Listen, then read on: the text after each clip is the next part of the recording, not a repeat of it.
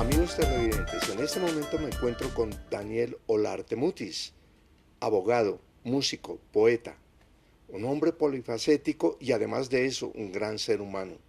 Bienvenido, Daniel. Gracias, Carlitos. Lo más importante es eso, lo que ha resaltado. Trato de ser un gran ser humano todos los días, desde que me levanto. Compartiendo tres preceptos que en el fondo son marxistas y también son cristianos. Es decir, no hagas a nadie lo que no quieres que te hagan a ti. Tu libertad termina donde comienza la del otro y ama a tu prójimo como a ti mismo. Es tan cristiano como de praxis marxista. Eso es. La poesía y la música ya devienen de esos preceptos. Exactamente. Exactamente, Daniel. A mí me parece muy interesante iniciar el programa con ese tipo de referencias que tienen que ver en estos momentos históricos con nuestra sociedad colombiana, con el país, ¿no es cierto? Con esta época en la cual estamos en esa etapa nueva que es el posconflicto. Además de eso, me imagino usted que es un poeta que se ha inspirado en diferentes aspectos de carácter social, ¿verdad, Daniel? A ver, la poesía es, como se dice, como tan universal, tiene tantos matices, tiene tantas vertientes, tiene tantas fuentes de inspiración que uno inevitablemente vive en un círculo social y es obvio que uno tiene que absorber de esas visiones de cotidianidad diaria y que le va imprimiendo su propio tinte. Más sin embargo, no ha sido como mi estilo. Cuando se habla de lo social, siempre se estandariza con la poesía, digamos, contestataria o lo que en una época le llamábamos con la poesía panfleto, al estilo de, pues, la época de la poesía roja, de Eugenio Tuchenko, pues, la época de Neruda, obviamente los militantes mexicanos y todo. La poesía muchas veces trasciende ese tipo de lenguajes y, como lo decían en alguna ocasión, no puede ser instrumento ni de la política ni de ningún otro lenguaje ajeno a la misma poesía. Entonces, desde ese punto de vista, lo que te digo, hay que ejercitar el verso libre, ¿sí? Darle más peso poético, darle una relevancia desde el orden contextual de la poiesis, de la poesía misma. Entonces, obviamente que tampoco podemos apartarnos del contexto social. Obviamente yo vivo en un contexto social y muchas facetas de ese contexto social me tocan, pero obviamente que les imprimo dentro de lo que yo pretendo hacer en lenguaje poético un tinte muy personal, un tinte muy intimista, quizá muchas veces algo simbolista, bueno, qué sé yo, ¿no? Una poesía ecléctica, libre. Muchas veces hay muchos poetas que duermen bajo la piel de uno porque los ha leído y subconscientemente evoca ciertas cosas sin caer muchas veces en el mismo lenguaje, en el mismo estilo de ellos, porque cuando la poesía se convierte en una necesidad orgánica, va saltando dentro de ese proyecto de ser, del ser poeta, de quien pretende ser poeta, ¿sí? Hacer su propio lenguaje, ¿sí? Crear su propio lenguaje, recrearse a través de ese lenguaje que va naciendo paso a paso en la medida en que visitamos y revisitamos el lenguaje poético. ¿Cuál fue su momento o su contacto con la poesía? ¿En qué época? ¿O quién influyó sobre su vida poética? Definitivamente mi madre. Ella fue poeta. Sí, de alguna manera sí. Lo que pasa es que obviamente no fue una poeta reconocida, y eso no demerita en absoluto nada quitarle pues su título de poeta. Era una poetisa y cantante, le gustaba cantar, le gustaba pintar. Definitivamente mi madre fue una influencia desde la niñez en esos primeros lenguajes artísticos porque recuerdo aún cuando mi madre, eh, una enciclopedia que había heredado, ¿sí? en su juventud, que se llamaba precisamente El Tesoro de la Juventud, de unas pastas verdes. Aún tengo por ahí unos tomos guardados que son una reliquia para mí. Hechos creo que en Editorial Losada, de Argentina. Habían muchas situaciones interesantes porque era una forma enciclopédica libre, más temática que alfabética, digamos. Y a través del Tesoro de la Juventud fuimos nosotros, a través de mi madre, mis hermanos, conociendo, por ejemplo, a Gabriela Mistral, conociendo a Neruda, conociendo a los clásicos de la literatura, a Alejandro Dumas, a Honoré de Balzac, a Dostoyevsky, y luego pues a los que eran afines con los gustos de mi madre. Pero definitivamente yo creo que mi madre fue mi primer contacto con la poesía y aprendí a amar la poesía a través de ese amor que mi madre tenía sobre la poesía misma. Interesante la historia, maestro Daniel. Digamos, usted, ¿a quién escribe? Cuando hace un poema, ¿a quién se lo dedica? A ver, muchas veces se piensa de que uno escribe para alguien, para un sujeto personal, pero yo creo que no es así. Uno escribe momentos, traduce momentos, se roba estampas, captura estampas de la vida misma para escribir. Inevitablemente que dentro de esas estampas hay personas, hay naturaleza, hay manglaria, hay féminas, ¿sí?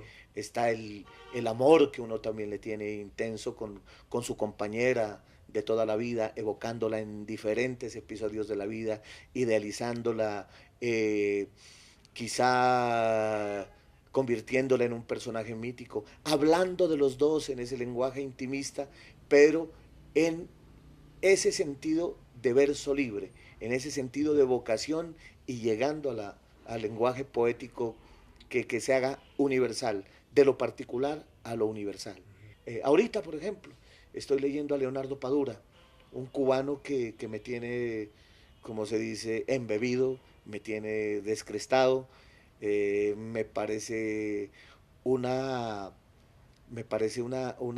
una narrativa muy renovada, con un humor muy fino, con un humor muy cáustico, sin ser contestatario en contra de todo lo que ha sido la Revolución Cubana, revela muchas falencias de la cotidianidad, de lo que ha sido esa revolución y de la cotidianidad del ser cubano. Aquí también se está haciendo muy buena poesía. Hay un taller de la red, de Talleres Relata, sí, coordinado por el maestro Alan Gerardo Luna. Alan Gerardo Luna, está Augusto Rincón coordinando Pasto renace en la poesía o resurge la poesía. Qué sé yo, tantos otros pequeños talleres, el mismo Arturo Bolaños, que no solo se dedica a las lides de la historia social contemporánea a través de sus grandes trabajos investigativos, sino también al quehacer poético. Lo que hace Andrés Caicedo, no el caicediano de Cali, sino el caicedito canoso, amigo nuestro, ¿sí? Que con sus poetas en carnaval ha congregado también a muchos narradores, a muchos cuentistas, a muchos poetas, para mantener viva la palabra en nuestra comarca. Ok, bueno, amables televidentes, en este momento vamos a hacer una pequeña pausa y luego continuamos con Daniel Olarte para que nos realice una lectura de sus diferentes poemas.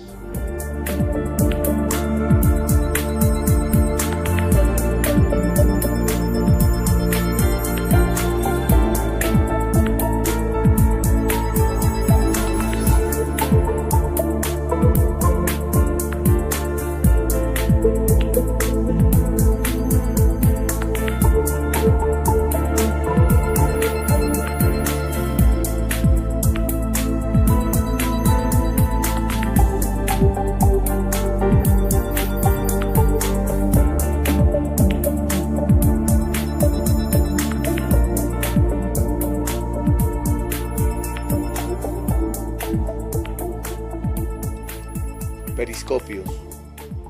Cerraste la engañosa claraboya del destino, mi rostro desteñido en plena calle Mosquera, tu sonrisa fingida, tu dolor a cuentagotas, bajando peldaños de vacuas ausencias, dueñas de tus propios demonios insomnes. ¿Quién lima la persistente canción de este bardo? Aún no cesa de volver palabras los silencios. Lentes empañados que fingen un soslayo hambriento, una lluvia oportuna para salpicar cualquier duda. Todos los balcones, flores en blanco y negro, como película rodada en barco abandonado. Quienes desfilan son fantasmas, nuestro reparto, risas, aplausos, malabares, el circo en ebullición. Pretendo ser el mismo mago excelso sin lograrlo. La muerte da su aviso cuando cierran las ventanas. Los cadáveres apilados tan solo son pretexto para una captura de quien eleva el dolor a estética. ¿Quiénes creen que son nuevos residuos orgánicos? ¿Abono de avidez para el vampiro noticiario que sigue? No sé si soy otro más apilado, inadvertido, inmóvil, tan solo mirando de reojo la única ventana abierta. Sobre la piel de otro cadáver, oigo mis propios latidos, se pulen las puntudas pequeñas piedras bajo livideces. Somos un poco parte del cielo por oraciones de abuela, así que no tenemos que temer por los demonios que con retroexcavadora vendrán a recogernos, siendo una estadística más en la ignominiosa historia de estrellas que quizá estallarán en el próximo disparo. Los 3 barcos llegaron hace siglos, llenos de asombro. Ignoraban a Hunahpu e Xbalanque y al maíz con ellos. Ya la sangre era el color dolor, no el color ritual. Ni siquiera un monje tímido podría atajar el genocidio. Ya la cruz era designio, era voz, era tótem de tótems, y sus voces tan solo fueron eso, fonemas sin alma. Quizá en Lepanto se ignoraba lo que se escribía con sangre. Todo adoquín mal puesto contará su opulenta historia. En los muelles, el sudor se confundirá en venenos. Habrá siempre un cómplice en los ojos del mendigo que escuchará su hambre en voz seguida a la risa del tirano cuando se terminen de poblar los andenes de muertos que se parieron sin saber por qué y para qué. ¿Qué cosa? Yo remando en mi deambular cincuentón que ya claudica, zambulliré mi hocico estepario buscando el ancla. Mi espalda aún resiste y ríe junto a los pescadores. Todo horizonte repetido me huele a jardín marchito. Vos, por fin, decidiste arrancar tu lengua para siempre. ¿Crees que no me duele tanta piel que cayó en la arena, devanando los sesos por esta tierra que creíamos sin dueño? ¿Será el laberinto de antepasados lamentando todo? Arturiano. De estos valles de verdes delirios, extracto de sativa, brillo puntual, parte mi palabra más que errante en columpios hechos de viento. Bálsamo este silencio de sábado, hilvanado en tu boca tan húmeda, pradera liviana donde grillos tosen, besan tus ojos el alucine matinal. Darle peso a esta extraña levedad de curillos, chihuacos y gorriones que alebrestarán quindes a punto de fuga, fluyendo de cascada con voz dulce. Dormirán lentos escarabajos en el musgo, cruzarán los duendes de nuevo a las 6. Fingiré ser transeúnte cualquiera mientras bebo otros verbos remotos. Mis pies, que otrora de barro fueron, hoy pisan este llanto de nube citadina. Responde palabras mustias tendidas al sol, el que dora este clorofilado camino. Daniel, encontré un párrafo en uno de sus escritos que dice así: no escribo poesía para que me comprendan, mucho menos para que me entiendan, aún menos para trascender. Tan solo trato de deshabitarme para que mis estados mentales viajen solos y tengan su propio vuelo. ¿Nos puede comentar sobre este pequeño párrafo, Daniel? Sí, Carlitos. Eso hace parte, digamos, de un personaje que se llama Tomás Mora. No es el Tomás Moro que nosotros conocemos, sino que hago una especie como de una bizarra analogía. dentro de una novela que yo estoy escribiendo que se llama El último Márquez. Es una novela que la comencé aproximadamente hace 6 años, cuando llegué a vivir a Tumaco, ya 7 años, y que me di al trabajo de poco a poco ir construyendo personajes, y este es uno de los personajes. Tomás Mora es un poeta también algo utópico, que tiene algo de la utopía del Tíbet, de los Andes, como le llamamos a San Juan de los Pastos, y también tiene algo de esa indeleble utopía de la manglaria mágica que es Tumaco, donde yo vivo. ¿La costa le ha marcado su vida artística, poética? No, no marcado, no diríamos, ¿no? Porque toda sociedad, todo aspecto, todo contexto sociocultural lo marca. Pero indudablemente la manglaria, como yo le llamo la manglaria mágica, es bastante inspiradora. Y obviamente, así como en el bullicio de la ciudad encuentro motivos para escribir, también frente al mar y frente a la mansedumbre de los manglares, también encuentro esa paz espiritual para robarme estampas de la cotidianidad de la costa para llevarlas a la poesía o a la narrativa.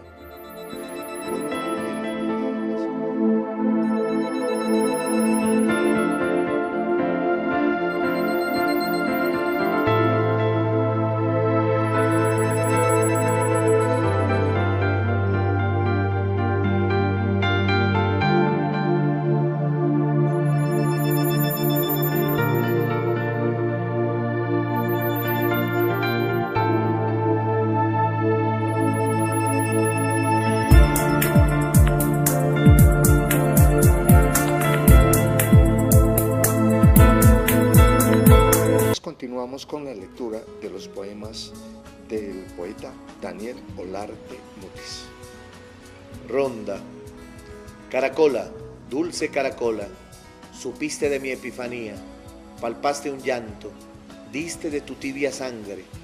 Las noches volverán a tener gatos sonámbulos. Una palabra bastaría para cantarse al final. Estaré donde tú sabes, con el pecho puesto al viento, orando, arando, andando, con la gana aún palpitando.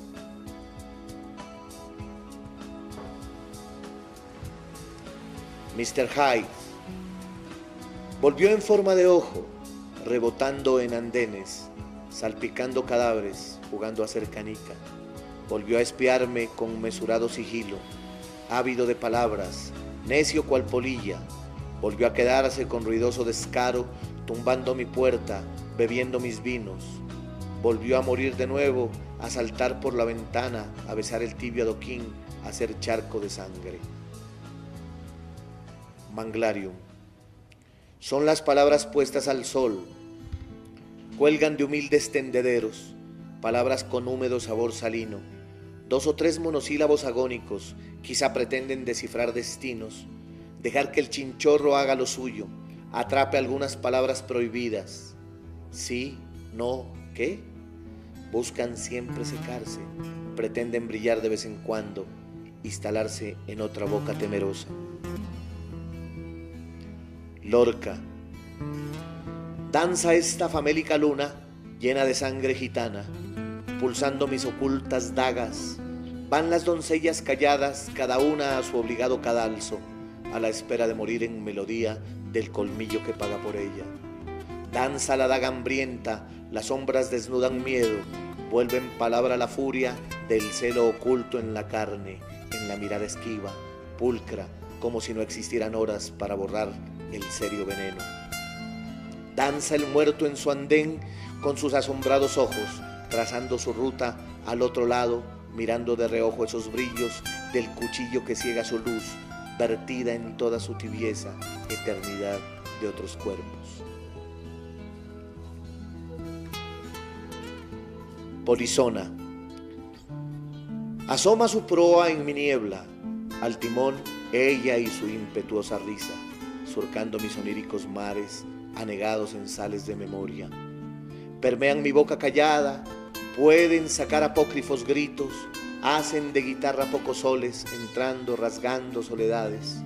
Hoy el muelle eleva 1000 anclas, brotan sus fuegos en sombras, aferrados sus ígneos navegantes como seres prestados de otro sueño. Perspectiva. Todos hablan hoy del viento, no del amor, porque les quitó algo. El amor no lo descubren, lo tapan, se avergüenzan de un tibio beso que desata universos, nudos cielos. Intempestivos acordes rebeldes haciendo de los dedos una razón. Viento con olor a ciega pólvora, a carne asada por azares de otros. Otros con amor, jugando, alivianando, en sus manos llenas de semillas de paz. Ave. Un día caliente sin ruta cierta, la brisa es orfebre que la trae, distraída entre necios adoquines, con indecisos pasos, y llegó, posó, como las aves mansas, resignadas, cantando brisnas de libre tiempo. Siria. Dicho de otro modo, las cenizas de Siria serán caricia en otro lugar, donde los parcos vientos limpios de gritos, livianos de muerte, pinten nuevos muros, derriben tu bitácora. Dicho de otro modo, esas voces serán melodía, serán vergüenza eterna, rostros que te asalten, llantos que te ensordezcan, sangre que te salpique, fantasmas que golpeen, palabras que nunca se dirán. Amanecer. Es mudo el instante que contemplas, te detiene, contiene y derrite a la vez. Oyendo tan solo el tren y pocas aves, hablando el íntimo lenguaje del alba, donde el calendario resulta espejo, reflejando el barco del que estás hecho, vasija misma llena de agua bendita. Su mirada atenta recostada en tus historias, desfibrando piel a piel el tiempo detenido, con sus pausas, las mías, huyendo de razones, su insomnio y su gana vigilándome, descifrándome, buscando su respuesta en el verde humedecido. Ingrávido de hojas que revelan otro día, el mismo escozor enseñando a necesitarse desde ahora. Hará un inventario de sus días, será nube en mi beso al despertar, estará todo en mi mano, haciendo mío su delirio. Veré temblar sus labios otra vez, mi lengua surca, brota la tierra en nosotros, haciéndonos eternos, pieza única de alfarero, sin torno, sin retorno, vuelve a ser mudo en instante que contemplas, regresa el tren, tu corazón sigue latiendo. Habitación 306. El vacío sugiere plácidos absurdos, el empañarse la ventana, evidenciándose nuevos fantasmas, revelándose en monosílabos, escurriendo palabras salpicadas de risa. ¿Quién? ¿Tú primero o yo después? Ilumíname con esa pupila cómplice. Creemos, vamos lento, paso a paso. Gota a gota, tus efluvios quedan en lluvia lavando mi tétrico rostro. Soy rey de asfalto, rey de cartón, en ese reino de smog y mendigos. Hace un rato yacíamos tendidos como endebles vampiros huérfanos, libando de sus mutuas ausencias. La habitación queda ahí, un ventilador murmurando jadeos, tu cuerpo entre anestésicos azules, la curva de nuestros misterios. Vos ahí, a 3 pasos míos, tu mirada cose mi boca, anuda las pocas palabras. Hemos sido, somos, sobrevivos. Sabemos de nuestros lenguajes. Nadie querrá salir, dar el primer paso, convertirse en estatua de sal. Nunca nadie será del otro. Somos uno. Muchas gracias a todos los televidentes.